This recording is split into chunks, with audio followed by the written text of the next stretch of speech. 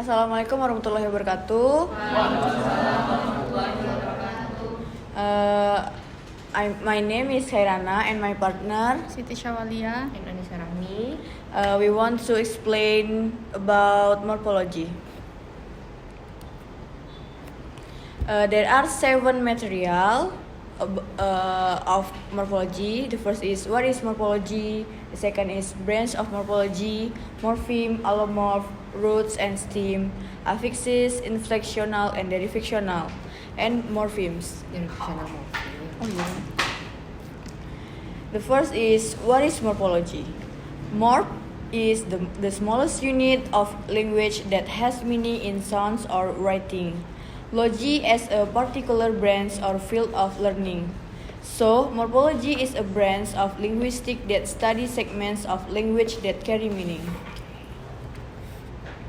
According to Rutherford, linguistically speaking, morphology is the study of the inner structure of words and the operation to form them.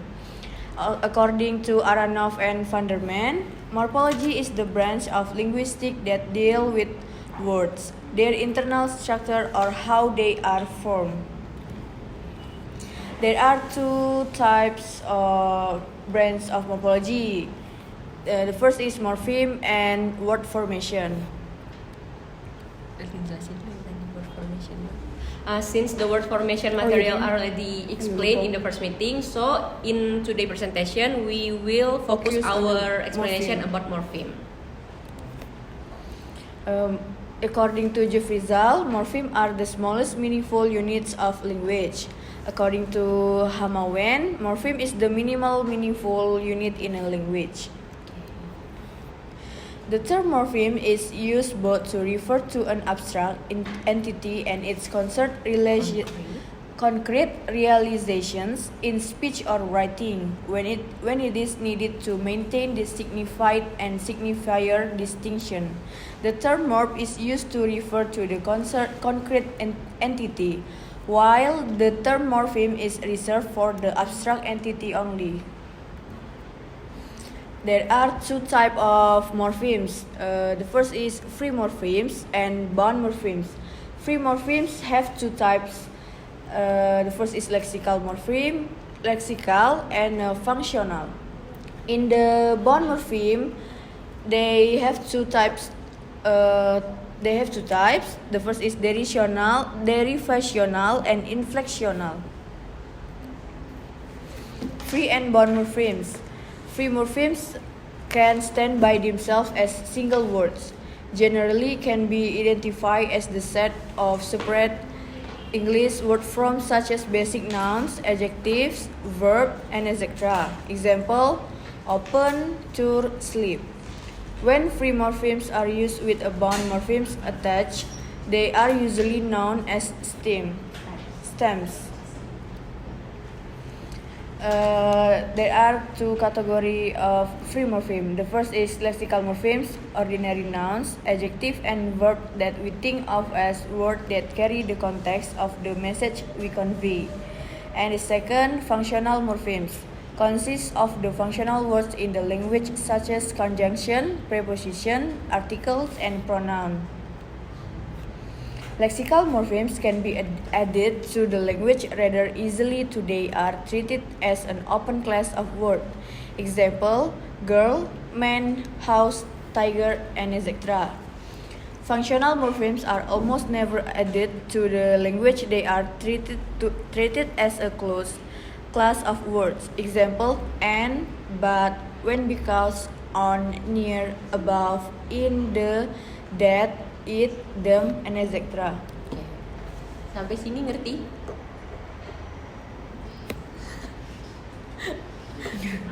Jalan. Lanjut. Bound morpheme that cannot usually stand alone, typically attached to another form. All affixes, prefix, and suffix are bound morphemes. Example, nest, and man. Bound morphemes can be divided into 2 types, derivational and inflectional morphemes. Derivational morphemes These bound morphemes are used to make new words or to make words of a different grammatical category for the stem. Example, the derivational morpheme ness change the adjective good to the noun goodness. Care can become careful or careless by the addition of derivational morphemes full or ness. List of derivational morphemes will include suffixes like ish, li, and man. Derivational morphemes also consist of prefixes such as ri, pri, ex, mis, and ko. And inflectional morphemes are not used to produce new words in the language, are used to indicate aspect of the grammatical function of a word.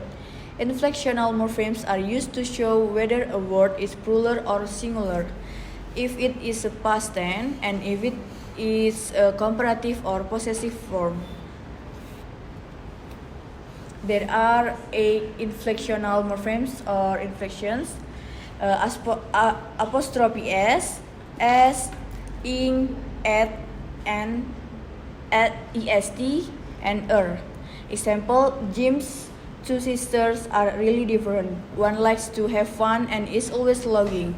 The other likes to read as a child and has always taken things seriously.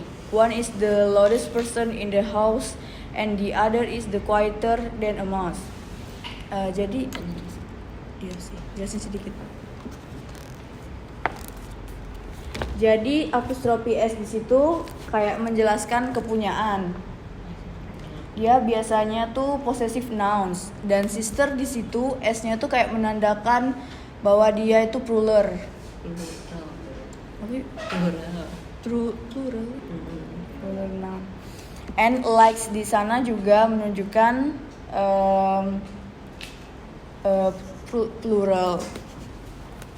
And logging di sana itu menunjukkan progressive aspect. Artinya dia sedang tertawa. Dan kalau di like itu dia menunjukkan past tense atau bisa dilihat dari id-nya itu. Terus things sama saja karena ujungnya s. And di sana ada loudest yang artinya menunjukkan itu tuh kalimat dari superlatif. Di sana ada kalimat quieter, itu menunjukkan kalimat komparatif. Nah, ayo bantu jelasin. Oke. Bisa dibantu. Saya bantu jelaskan ya, biar tidak bingung. Jadi kalau di inflectional morpheme ini, kan tadi sudah dijelaskan kalau dia itu tidak mengubah makna. Jadi walaupun di sini sudah ada James yang ada possessive pronounnya s ini, dia tetap James kan, tapi James itu punya cuman menjelaskan kalau dia itu punya dua saudara perempuan, jadi dia tetap Jim, tetap noun. Nah, sedangkan kalau sister kan juga dia kan noun nih, posisinya di sini. Dia ditambah s di sini tidak mengubah maknanya, jadi saudara laki-laki kan, cuman jadinya kayak sister tapi dia jamak jadi banyak seperti itu. Terus seperti likes di sini juga dia kelasnya nggak berubah, tetap jadi verb. Like di sini juga kelasnya tidak berubah, tetap jadi verb. Jadi kalau inflectional itu ini yang jadi suffixnya ini jadi tambahan tapi dia tidak mengubah makna. Nah, berbeda sama yang derivational tadi yang sudah dijelaskan oleh Ana. Coba dong balik lagi, back. Yang derivational next. Nah, ini dia ada suffix ness di sini. Jadi dari adjektif yang good ini tadi ditambah suffix ness, dia jadi goodness. Tapi kan berubah kelasnya. Jadi dari adjektif dia berubah ke noun seperti itu. Jadi kalau dia cara ngebedainnya itu kalau dia derivational, kalau dia nambah di sini kelas katanya itu berubah. Tapi kalau dia inflectional kelas katanya itu nggak berubah. Nah, kalau di morfologi ini biasanya ada tuh yang namanya di mana ya, di sini atau di situ tulisnya? Oh, di sebelah. Sini kan? Ada yang namanya word tree. Misal dari kata goodness ini tadi goodness. Nah, goodness kan tadi kelas katanya noun. Nah, kalau kita pecah kayak ini kan asal katanya itu good kan, dengan suffix ness. Nah, good ini termasuk pre-morpheme, sedangkan ness ini tadi yang derivation bound morpheme. Nah, good ini kan dia bisa berdiri sendiri kan, sedangkan ness di sini dia tidak bisa berdiri sendiri. Nah, seperti penjelasan Ana tadi, kalau dia pre-morpheme itu dia sendiri kayak gini. Kalian cari di kamus, good itu kan sudah ada artinya kan. Tapi kalau kalian cari di kamus, ness ada nggak artinya? Nah, nggak ada seperti itu. Jadi dia harus ditempel dengan kata kayak goodness, biar dia itu bisa jadi satu kata dan punya arti seperti itu. Nah, ini nanti ada lagi namanya, kalau ini apa ini tadi?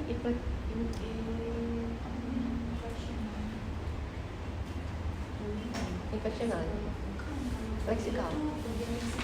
Nah, ini dia pre-morpheme tapi dia bagian leksikal. Karena kan di leksikal tadi ada yang termasuk noun, adjective, terus verb. Nah, itu masuknya di pre-morpheme yang bagian leksikal. Karena dia bisa dicari di kamus. Nah, kalau yang ini tadi karena dia suffix, termasuk yang di bagian ini tadi yang suffix seperti is, li, man dan lain-lain seperti ini, itu karena dia tidak bisa berdiri sendiri, masuknya ke bound morpheme yang derivational. Yang berubah ya? Derivational. Karena dia berubah makna, jadinya dia dari Derivational. Bingung? Ngerti? Silahkan dilanjutkan. The next material will be presented by Lia. Okay, yeah. The next is allomorph. Allomorph are variants of the same morpheme. Example, morph corresponding to the same morpheme.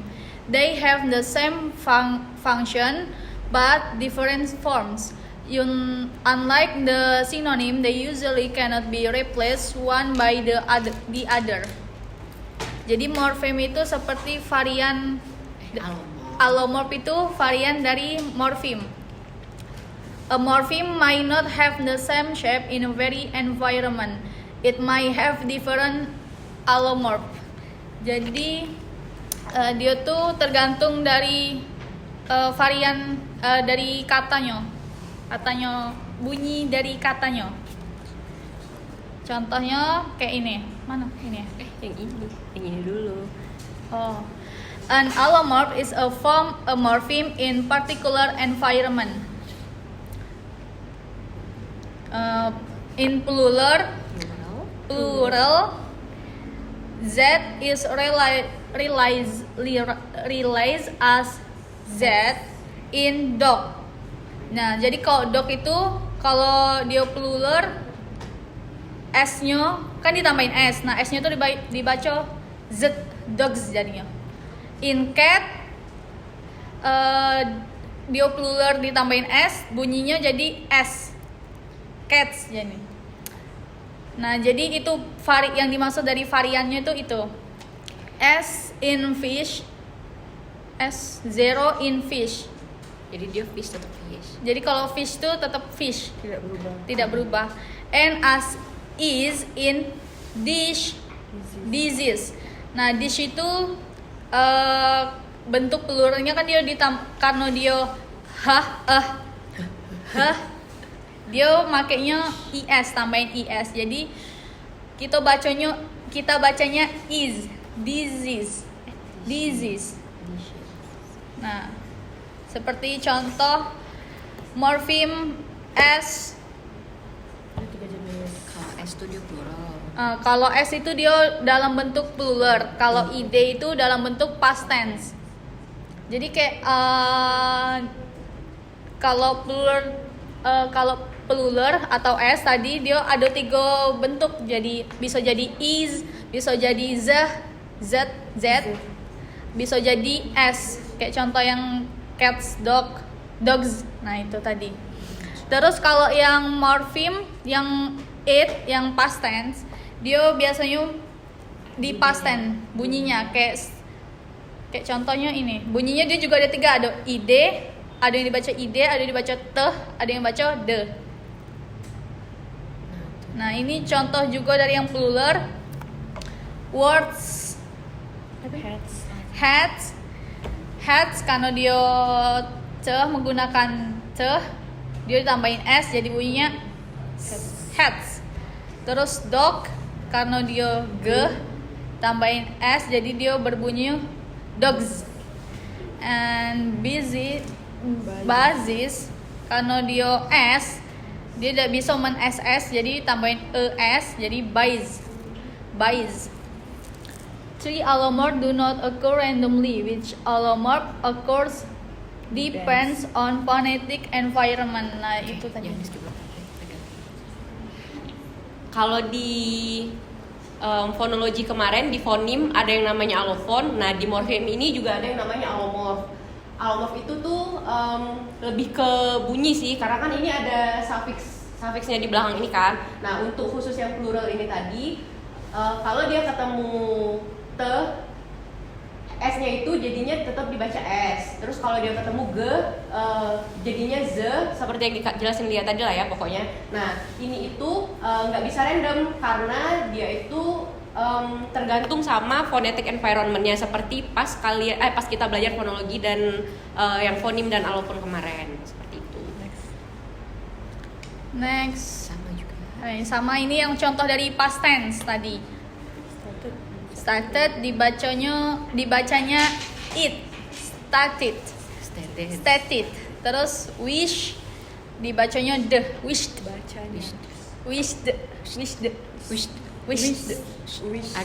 Ada dehnya. Wished. Terus kalau yang selanjutnya left. Itu either Lift. level nggak sih harusnya?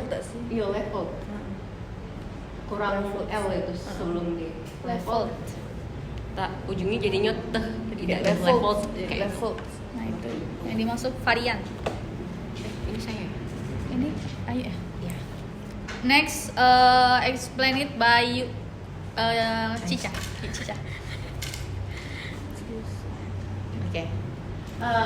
Next is roots and stems. In morphology, there is roots and stem. Root means the nucleus of the word that affixes attached to. According to Matthews, a root is a form that has at least one paradigm or partial paradigm and itself morphologically simple. For example, in the word seas, we add the s, the sound z to the root c, kayak itu loh. Jadi kayak root katanya itu si, karena dia ada suffix yang ini, jadi bunyinya itu kita tuh kayak nambah bunyi s ini tadi ke rootnya si ini tadi. Jadi kayak root itu tuh apa ya? Kayak base wordnya itu tadi loh.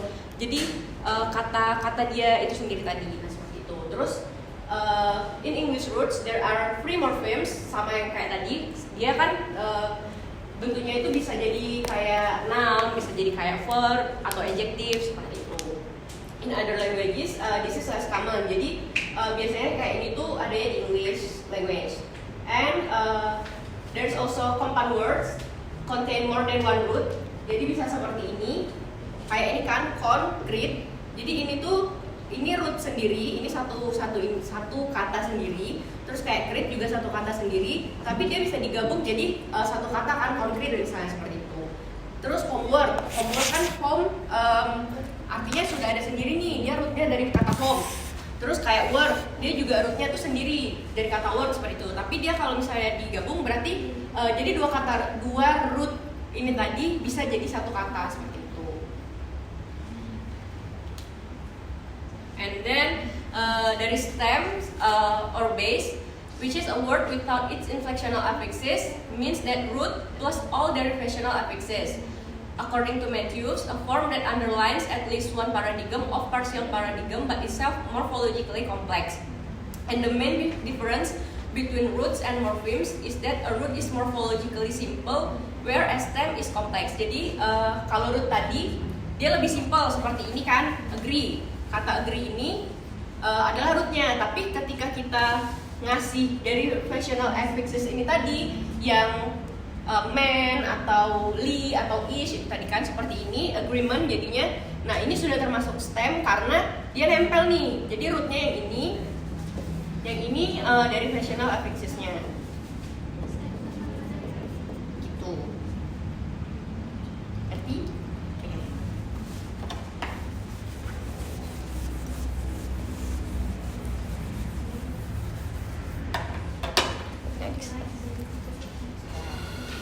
Next, we will talk about affixes.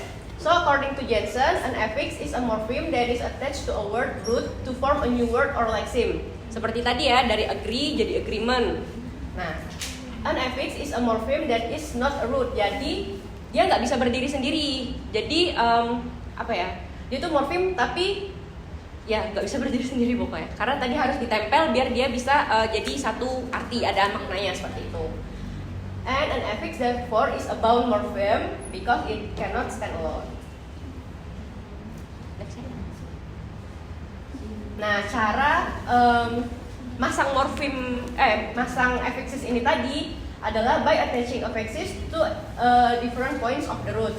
Nah, kalau kita lihat contoh di sini, ini tuh seperti kayak aturan kalau kita mau masang affix itu tadi di satu kata. Misal seperti ini.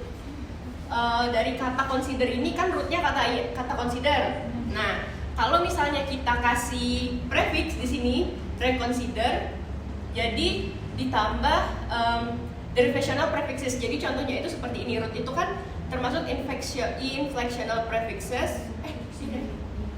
Inflectional tadi apa ya? Inflectional tadi itu yang tidak mengubah. Nah, ya benar berarti. Nah, ketika dia di reconsider di sini, dia dikasih derivational prefixes. Jadi kan artinya berubah kan? Reconsider tuh kayak mempertimbangkan kembali kayak itu. Nah, ketika kita mau masukkan dia ke kalimat, misalnya subjeknya kita pasangnya jadi he ini kan kalau di present, kalau misalnya ada verbnya itu harus ditambahin s tadi kan sebagai ininya, sebagai penunjuk kalau itu present di verb itu kayak itu. Nah ditambah lagi s kayak itu. Jadi ini udah dia tetap dia tuh ditambah ini tapi dia tuh nggak berubah makna. Beda sama yang ini tadi loh. Tidak terlalu ribet ya jelasinnya tidak.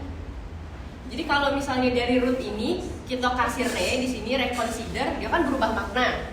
Nah tapi ketika kita kasih s lagi di sini, jadi dia tetap reconsider artinya kayak itu. Nah, cuman bentuk gramaticalnya yang berbeda kayak itu. Nah, in general there are several types of affixes, which is prefix, terus suffix, infix, circumfix, interfix, disfix, transfix, and duplifix.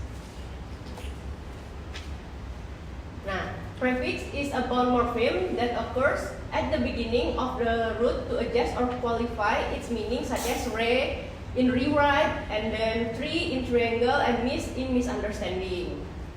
And then there is suffix, a bound morpheme that is placed at the end of a root to form a derivative or inflective word, such as ends in acceptance, and li in quickly, f in cook, in waiting, and it frequently converts to the root into another part of the speech.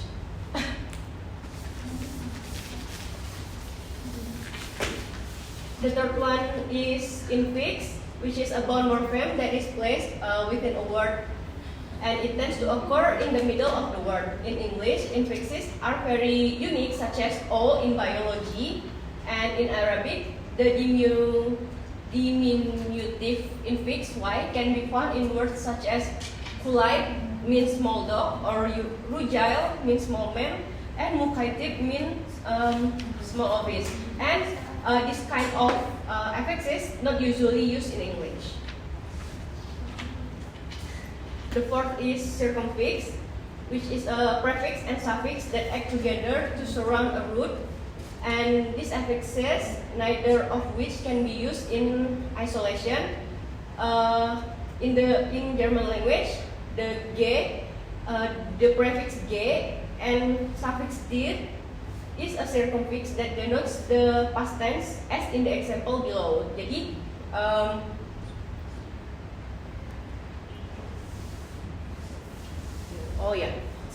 jadi kayak dari kata loben to praise, tapi kalau mau kita ubah jadi past tense jadinya ini, jadi gelobt harusnya. Terus kayak fragen to us, jadi ditambahi ge dan ke jadinya gefragt biar dia jadi past tense. Next will be explained by Dia. And next of my type of affixes is interfix, a special kind of affix in which a linking portion is used to link two elements of a compound. It is common in German, such as Liebe, brief, Liebe brief, Liebe as brief means love letters. Jadi dia ketambahan s di tengah biar menjadi kalimat yang Biar jadi maknanya itu love letter. Biar menjadi maknanya itu love letter. Kayak Arbeit Terus sama Anzu. terus kayak Arbeits, apa bacanya? Arbeit and Anjuk. Dia harus ditambahin s di tengah supaya artinya jadi work clothes. Nah, terus speedometer, dia ketambahan o di tengah biar artinya tuh jadi linking speed and meter. And next, disfix, the addition of an element of a root. In English, the removal of the segment and to form the plural form could be an example of disfix, such as phenomenon to phenomena. Terus criterion jadi kriteria. It is clear that there is a change of the letter O into A in the previous examples. Other example of this type of affix are evacuate jadi evacui and datum jadi data. Jadi dia berubah.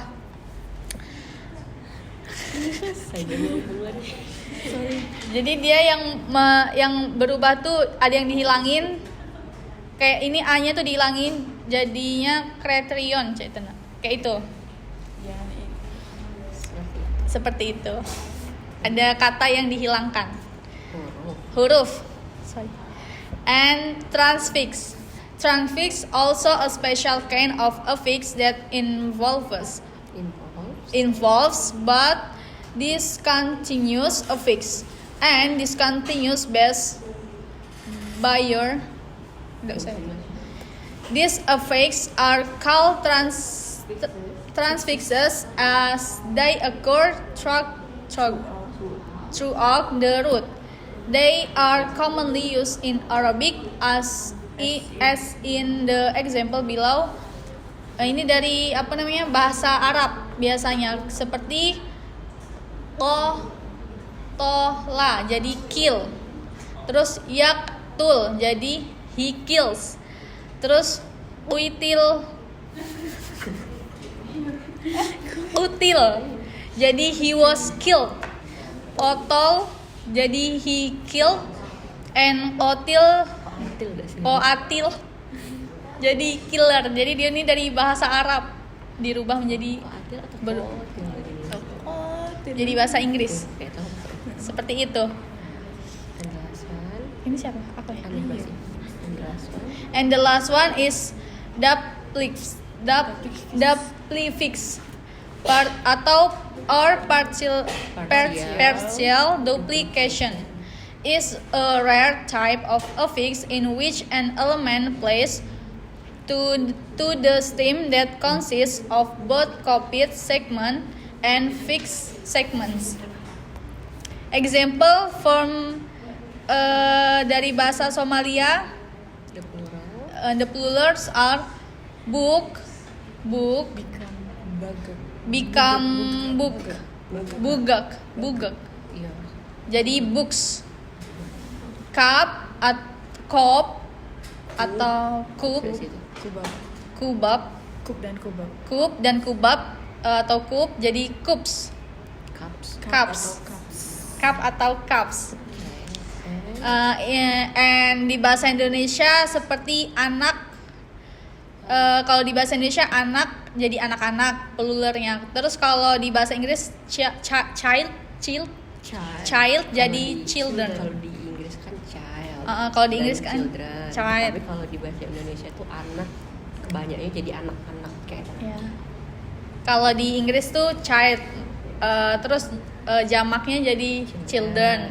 Nah kalau di Indonesia anak, kalau dijamakkan jadi anak-anak. Kan jarang. Next will be explained by Hairana. Okay, there are inflectional and derivational affixes. Inflectional and derivation are the two most productive morphological processes. Inflection, the process by which a word is modified to indicate grammatical functions such as case number, person, gender, mood, tense, or aspect. Inflection cannot cause a word to change its syntactic category since it creates variation of the same word: visiting, visit, and visited. Inflection never changes the word class or the meaning, but provides the form of a word required by the syntax. He walked, sama dengan he walks. And they sell the house yesterday become they sold the house yesterday.